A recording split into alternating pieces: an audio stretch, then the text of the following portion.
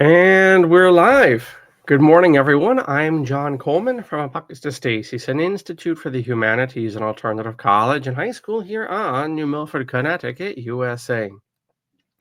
The purpose of this live broadcast, thanks to your generosity and recording, is to get in for the books, day 293 of the project. Our muck about human history using poetry, and for these broadcasts, H.G. Wells's Outline of History. One brief update as to the project, and then an announcement, and then we get into our work at hand, and that concerns indeed the project. I'm working like a busy beaver this week, the first week of July, to finish our month-long cursus of poetry, which forms the heart of our project, poetry taken from various cultures and various time periods. After that, the most pressing thing that remains, and there are many things that remain, is to parcel out the outline of history, which I have queued up here, to parcel that out over a year with appropriate poetry accompanying each section, or prose, as the case may be. And then the real work begins, and this will not be done certainly within the next 6 months. It won't even begin within the next 6 months. But the next step is to parcel out the entire, or near enough, story of civilization over 3 years. And I'll explain the specifics of that when we get there. Altogether, please God, we will have 4 volumes of about this size. So, a foot of text, if you like.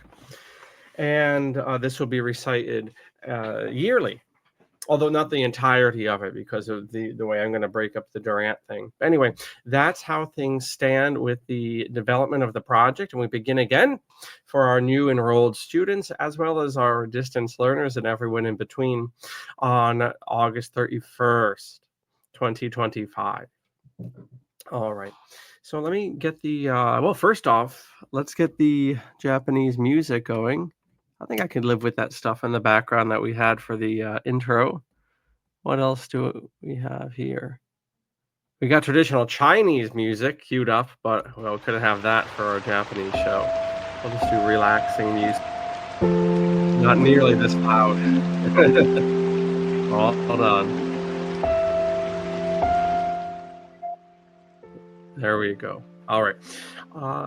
So next things next, we're going to bring up our website here, and you can find out all about the project and the real nitty-gritty by going on the website of that name, and that's down below in the description. Let me pull up our screen share though. And what you can find on our main website is our advertisement for a handwriting class, especially appropriate for younger children. And this is taught by Vandana Rataria from India. And let's see here. Let's go down a little bit here. Just updated it, so I have to find my way around just as soon as you. There you go. Here's Vandana's poster. She's quite handy with the website design. See a little child there with a pen over his shoulder. And you can learn cursive handwriting in just 15 hours. And she has many examples on her site, of which we see some of the before and after. And so there's a lot to be said about cursive handwriting. It's a lot deeper than just pretty words and writing pretty.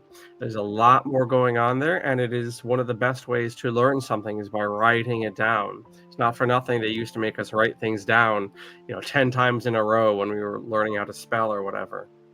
So anyway, we're so proud to work with Vandana, and you can learn about that by going to her sub-site on our main page. And all of our collaborators have sub-sites. You just go to class, you have Adam Myers and Vandana's EJ classes, Forever Forge, that's Lorenzo, Dr. Fetzer, of course, Sacred Music is Angela and Hans. So there you go. Grand. All right, so the Meiji Restoration, or the unification of Japan, if you like, the modernization of Japan. All right, so we looked last class at the Boxer Rebellion and some of the hanky-panky the European powers were getting into in China. And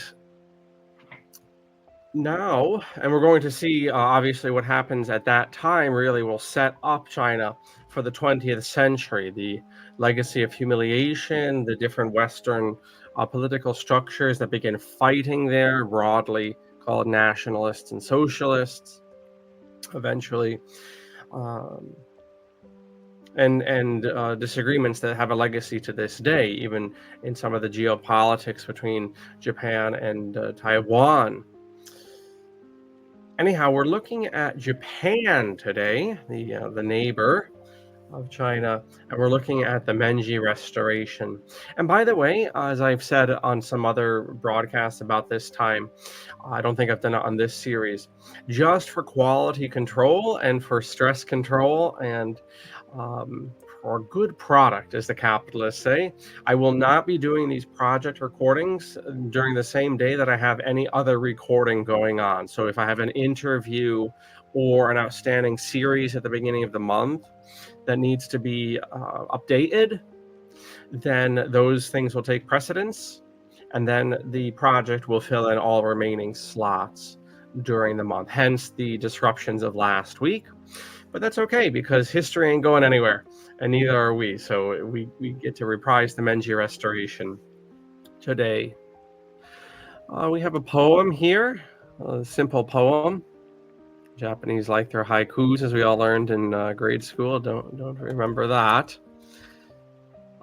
Do I have? I have an option to reject it. Will the computer blow up if I reject the cookies? Okay, so this is a simple poem called Clocks in a Clock Shop, and it was written by the Emperor Meiji, translated, of course. In endless numbers, all the clocks have been hung up, and then together they tick in perfect order, and this brings us such pleasure. And then this happens to appear in a blog, and so the balance of it is the bloggers kind of meditating on why the Japanese emperor would write such a poem about clocks in a clock shop. And then there's some discussion of translation issues and difficulties.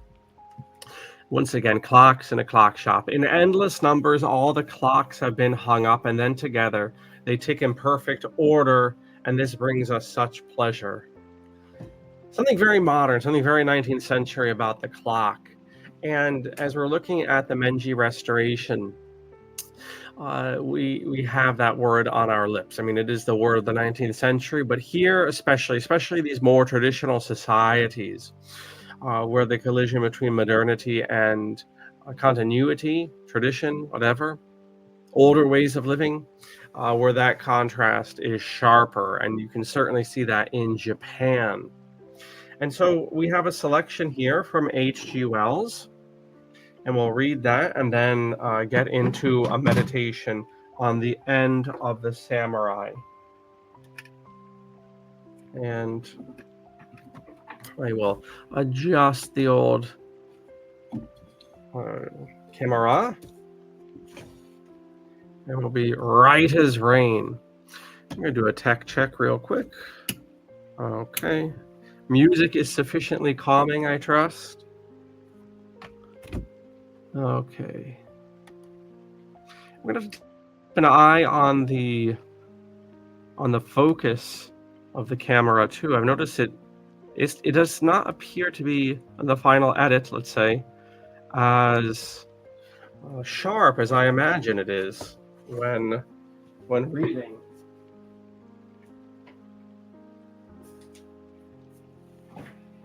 But in any case, as we get this set up here, this is something that's really confronting a lot of traditional societies, and will into the 20th century, which is how do we account for Western modernization? This has become very obvious by the late 19th century, the disparity of technology military and otherwise. And you kind of have to beat them or join them, to be honest, in different ways. And so some people react one way, others another, in terms of embracing modernity or locking it out. You don't want some lame index card. We want a beautiful Apocatastasis bookmark to guide our reading. All right. So the Dutch, just after talking a great deal about early modern European interaction with Japan, particularly with the Catholic Church, the Portuguese, Francis Xavier. Now we move on to the more modern period, and very appropriate. In fact, let's just start up here. So you have this rising tension in the early modern period. And then in the end, the Japanese came to the conclusion, this is the 17th century, that the Europeans and their Christianity were an intolerable nuisance, and that Catholic Christianity in particular was a mere cloak for the political dreams of the Pope and the Spanish monarchy, already in possession of the Philippine Islands. There was a great and conclusive persecution of Christians, and in 1638, with the exception of one wretched Dutch factory on the minute island of Deshima in the harbor of Nagasaki, Japan was absolutely closed to Europeans and remained closed for over 200 years. Yes, it seemed that the Portuguese sailors in particular were fond of running their mouth talking about how the missionaries were agents for the West. I don't know why you would do that one way or another, but that sufficiently alarmed the Chinese to institute a number of persecutions and then a lockdown for 200 years. The Dutch and Deshima were exposed to almost maybe that's the answer. Were the Dutch Calvinists running their mouth saying that the Portuguese and the Spanish were trying to take over? It wouldn't possibly have to do with the legacy of the Reformation. Anyway, these were exposed to almost unendurable indignities. They had no intercourse with any Japanese except the special officials appointed to deal with them. During 2 centuries, the Japanese remained completely cut off from the rest of the world, as though they lived upon another planet. It was forbidden to build any ship larger than a mere coasting boat. No Japanese could go abroad, and no European enter the country. Indeed, for 2 centuries, Japan remained outside the main current of history. She lived on in a state of picturesque feudalism, enlivened by blood feuds, in which about 5% of the population, in which 5% of the population, the samurai or fighting men, and the nobles and their families tyrannized without restraint over the rest of the population. All common men knelt when a noble passed. To betray the slightest disrespect was to risk being slashed to death by his samurai. Whose samurai? The noble samurai. The elect classes lived lives of romantic adventure without one redeeming gleam of novelty. They loved, murdered, and pursued the finer points of honor, which probably bored the intelligent ones extremely. Right, this is the same time, if you know the film, the Kurosawa film, The Last Samurai, The Seventh Samurai, The Seventh Samurai. The Last Samurai is another film, all of it taking place in the late 19th century. Of course, The Seventh Samurai has been adapted for American audiences as a wild western with the cowboys who, at the same time, are riding around the West. And very similar sorts, I should think. We can imagine the wretchedness of a curious mind, tormented by a craving for travel and knowledge, cooped up in these islands of empty romance. Meanwhile, the great world outside went on to wider visions and new powers.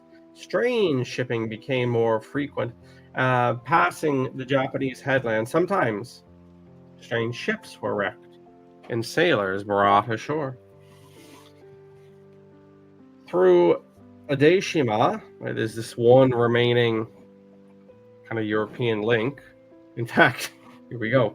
They're one link to the outside universe. Wow, did I call that?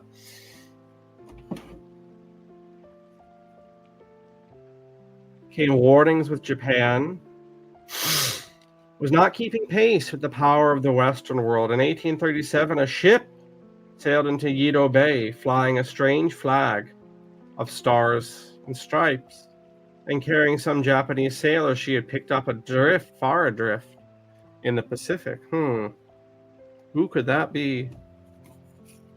She was driven off by a cannon shot. This flag presently reappeared on other ships. One in 1849 come to demand the liberation of 18 shipwrecked American sailors. Then, in 1853, come 4 American warships under Commodore Perry and refused to be driven away.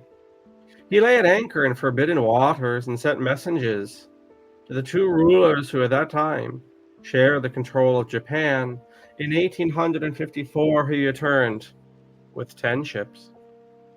Amazing ships propelled by steam and equipped with big guns, and he made proposals for trade and intercourse that the Japanese had no power to resist. He landed with a guard of 500 men to sign the treaty. Incredulous crows watched this visitation from the outer world, marching through the streets. Russia, Holland, and Britain followed in the wake of America. Foreigners entered the country, and conflicts between them and Japanese gentlemen of spirit ensued. A British subject was killed in a street brawl, and a Japanese town was bombarded by the British in the 1860s. A great nobleman whose estates commanded the Straits of Shimonoseki saw fit to fire on foreign vessels, and a second bombardment by a fleet of British, French, Dutch, and American warships destroyed his batteries and scattered his swordsmen. Finally, an Allied squadron in 1845, at anchor off Osaka, imposed a ratification on the treaties, which opened Japan to the world. One last paragraph from H.G. Wells. Kind of beat them or join them. That's the option faced by so many societies in the late 19th century. The humiliation of Japan by these events was intense. It would seem that the salvation of the peoples lies largely in such humiliations. With astonishing energy and intelligence, they set themselves to bring their culture and organization up to the level of the European powers. Never in all the history of mankind did a nation make such a stride as Japan then did. In 1866, she was a medieval people, a fantastic caricature of extremist romantic feudalism. In 1899, hers was a completely westernized people, on a level with the most advanced European powers and well in advance of Russia, of which more anon. She completely dispelled the persuasion that Asia was in some irrevocable way hopelessly behind Europe. She made all European progress seem then sluggish and tentative by comparison. Tuatum Domine miserere nobis. So notice here, in a mere 30 years, 1866 to 99, just 30 odd years, that you have this scramble, this sprint really, for modernization, of which the clocks and Menji's clock poem was a literary artifact. All right, so that's our reading today from the Outline of History. You can freely download this from the link below, the project link below.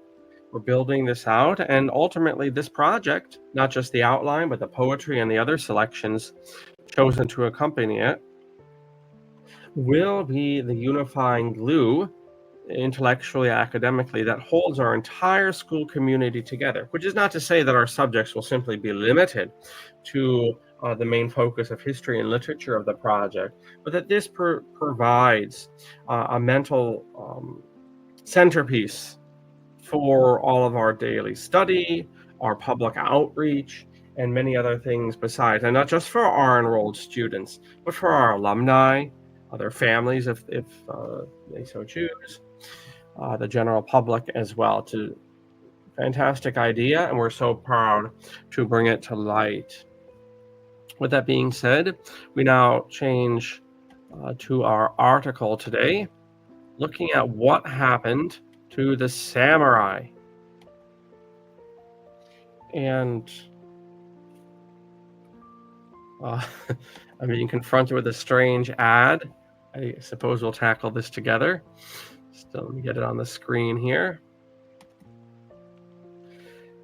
But while the Seven Samurai film by Kurosawa is well worth watching, well worth watching, this, The Last Samurai, which I think had the American actor Tom Cruise in it, all 5 feet of him. That's really dealing with this stark contrast between the old and the new. Before we can proceed to further meditations, we do need to figure out what's going on with. It seems to be a gimmick of some sort. I too can own a mini katana. All right, let's try our luck. What I gotta do here? Just click on it. What the hell? I can't. Oh boy. Oh boy. A free katana is coming our way. Ooh, we got a mystery discount. Yes, give us your email for marketing purposes, and we will. Okay, how do I get out of this? I guess I have to just reload it. Hope that it doesn't come up again. Well, we want a mystery katana. How do you like that? Mystery discount. Now, of course, at this very time, the late 19th century, the Meiji Restoration, no man's an island and no country is an island. And you have events in China where there's a kind of anti-colonial movement happening with the Boxers and some other events. And then often forgotten is Japan, which is not very far away. Is Korea, which is not very far away from Japan. And some of the political machinations going on there, and the proxy wars which were happening in Korea between the Japanese and the Chinese. Anyhow, what happened to the samurai? The disappearance and enduring legacy? Not again. Come on. Okay, at least I can exit out here. There we go. Okay, I don't want my discount. You can keep your discount. I do not want it. I donated to the viewers of this, and the students, more importantly, of this series. Okay, the evolution and transformation of the samurai. The origins of the samurai in Japan come from the late Heian period. The first samurai appeared in the annals of Japanese history. These early samurai were provincial warriors, right? They're feudal warriors, and they served as armed security, very modern term, but not out of place, for wealthy landowners who were often more powerful than the central government. These samurai families provided a necessary military organization during a time of frequent armored conflict. So very much like Europe after the fall of Rome. Their dominance marked a significant shift in the political structure of Japan, from court-centered system to a decentralized feudal one. The Genpei War, a brutal civil war at the end of the 12th century, going way back now, resulted in a samurai-backed government, the Kamakura Shogunate. The shoguns would be like counties, I suppose. It's kind of a local territory, a shogun.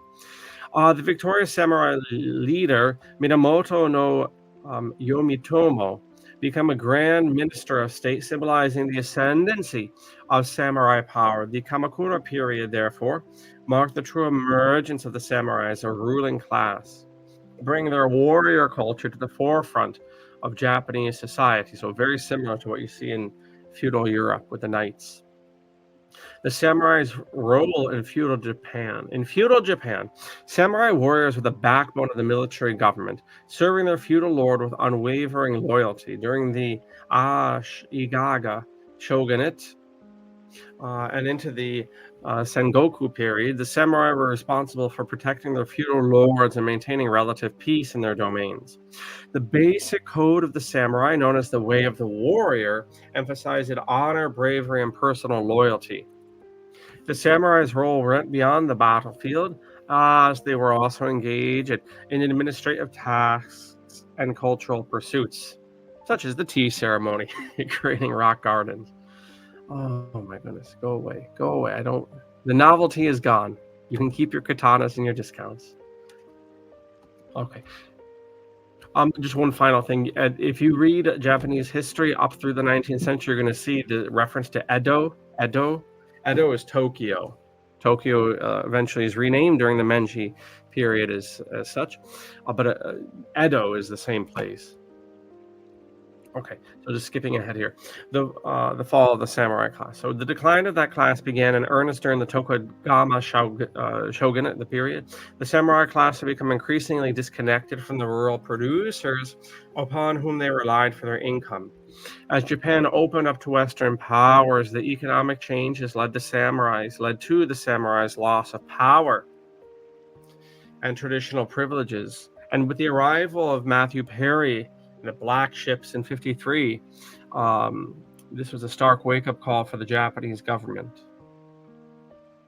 Oh, by the way, just notice the very burgeoning, very how do you say, precocious imperialism of America, even in 1853.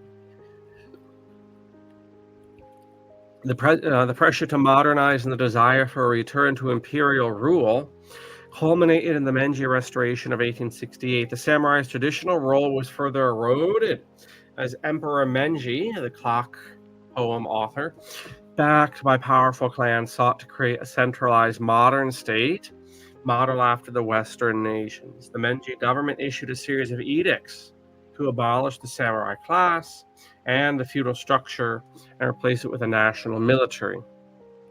So as you recall, in feudalism, you have like a local lord, and people pledge their fealty to the lord. And then the lord turns around and pledges his fealty to some higher up. But there is not necessarily a direct control of military forces within the so-called state, in terms of the highest noble. He has to call on subsidiary nobles and hope that they listen to him, because the endless headache of all feudal big shots is trying to get the subordinate nobles to listen to you. Anyway, that's gone now. Okay, the transformation of the samurai. The samurai's metamorphosis during the Meiji period saw them transitioning from sword-carrying warriors to pen-wielding bureaucrats, no longer allowed to carry swords. Wow. Many samurai found work as teachers, scholars, and civic servants.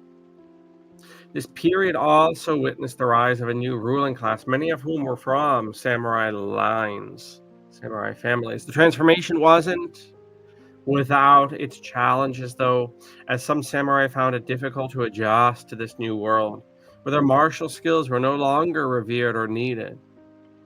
So, you have this forlorn type of mood here, much as you get with the cowboys in America, or at a later time, the old railroad guys when the interstate came through. This whole idea that history's moving on. Your class, in this case the samurai, you were favored for a season and more than a season, but now the world is moving on. Samurai, put away your sword, take out your pen, and nowadays take out your keyboard. What do you do, right? I mean, what do you do when you're trained for war and now you have to be some goddamn ghostwriter or whatever? While many samurai adapted to their new circumstances, some refused to let go of their past and rebelled against the Meiji government. The most significant of these was the Satsuma Rebellion, led by a former samurai, Seigo Takamori. However, these samurai rebellions, though fierce, were ultimately unsuccessful. They're almost like the Indian ghost dances, come to think of, passing the world passing you by, that sort of thing. And then how do you revolt against that? In the end, they only highlighted the reality that the age of the samurai had come to an end. By the early Meiji period, the samurai class was officially abolished, bringing an end to nearly 700 years of samurai rule.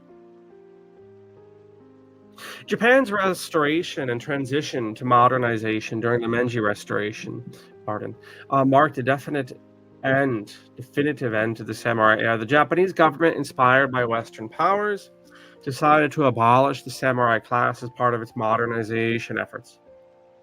The Meiji government established a conscripted national military similar to those of Western nations, effectively ending the samurai's monopoly on armed service. The Meiji Restoration was instrumental in transforming Japan into a world power by the beginning of World War II. I mean, that's a testimony to the fact that Japan was able to mount their offensive and defensive adventures in the 1830s and 40s as robustly as they did, is the fact that they could be taken even as early as the Treaty of Paris, and perhaps before, even with the Russians in 1905, taken as a significant power to mess with, is a testimony to the organizational genius of the Meiji Restoration. During this transition, the Meiji government took steps to dismantle the old feudal system and replace it with a modern, centralized government. Many former samurai were integrated into this new system, using their education and experience to serve in bureaucratic roles. Despite their initial resistance, the samurai would eventually play a crucial role in building modern Japan. However, the samurai, as a distinct warrior class, vanished from Japan's society, leaving behind only their legacy and a handful of traditions and a lot of nostalgic meditations, and not least of which are Western meditations, like the films already mentioned. The abolishment of the samurai class was one of the major social reforms during the Meiji period. No longer were they the exclusive military force in Japan, and their special privileges, such as the right to carry swords and their status as the only armed members of society, was revoked. And it goes on here. Tu autem nomine miserere nobis. But speaking of clocks and clock poems, let's see if this comes up on the screen.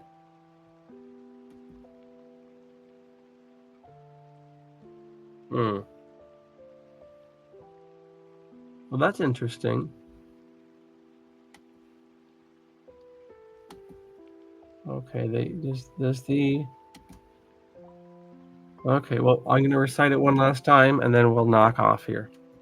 Because I have an appointment coming up, so we'll bring the bird down here. But this is Clocks in a Clock Shop, perfectly symptomatic of the modernizing energies in Japan in the late 19th century. Once again, in endless numbers, all the clocks have been hung up, and then together they tick in perfect order, and this brings us such pleasure. Well, I will not comment on that, but it certainly was pleasurable to join you today for this look here at our project, some poetry, some history, least of which. Come August 31st, when we begin this again, I'm thinking about what we're going to add, right? I mean, it has been a blessing to simply get this series going every day. Of course, ultimately with a reminder and the encouragement to sign up for our classes and get a grasp of Western history and world history that you're not going to get anywhere else. It is impossible, because you're not going to find relational education elsewhere. You're not going to find integrated humanities elsewhere. Besides that, and besides getting into the rhythm of this great series myself, and kind of announcing and relishing in the project. Also, it's an opportunity for growth. As a teacher, one constantly is wanting to grow, or ought to. And so I think we'll see how things change. We're going to have a look at architecture. In addition, we'll keep the poetry section, or maybe year by year we'll switch it out. But I'm moving in that direction with kind of the daily highlight so that these aren't just abstract ideas or abstract movements on a page or in Word, but we can actually see the stamp of life, so to speak, in physical matter, in this case, architecture. So we'll see. I'm playing with things, but I have to run. So thank you for watching this, and indeed, please do consider enrolling in the project here at Apocatastasis and earning our undergraduate degree there. With that being said, thank you so much, and have a grand old day.